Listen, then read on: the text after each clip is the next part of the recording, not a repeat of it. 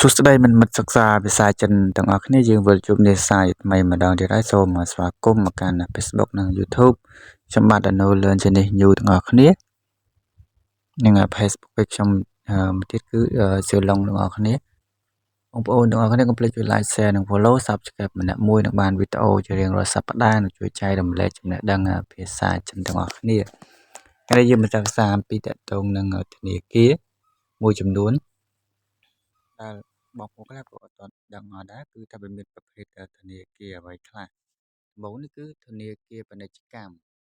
សាំងយេអ៊ីនហាងសាំងយេអ៊ីនហាងមានថាជាស្រ័យ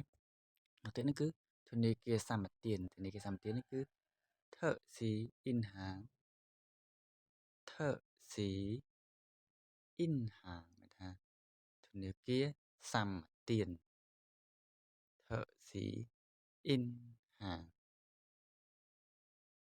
ទៅនេះគឺធនាគារ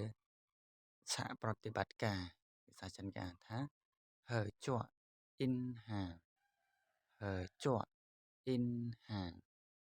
ធនាគារសហប្រតិបត្តិការហើច័កអ៊ីនហាងបន្តទៅនេះគឺធនាគារដាក់បញ្ចាំធនាគារដាក់បញ្ចាំមានចិនគេហៅថាទីយ៉ាអ៊ីនហាងទីយ៉ាអ៊ីនហាងធនាគារដាក់បញ្ចាំមើលបន្តទៀតហើយគឺធនាគារដែនដីភាសាចិនគេហៅថាធូទីអ៊ីនហាងធូទីអ៊ីនហាងមានថាធនាគារដែនដីធូទីអ៊ីនហាងមើលបន្តទៀតនេះគឺ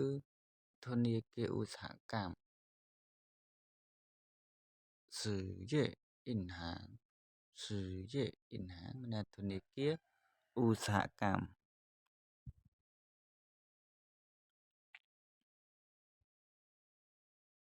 មើលបន្តទៀតនេះគឺធនាគារវិស្វកម្មធនាគារវិស្វកម្មភាសាចិនគេអានថាជៀនសឺអ៊ីនហាងជៀនសឺអ៊ីនហាងជៀនសឺអ៊ីនហាងនេះគឺធនាគារ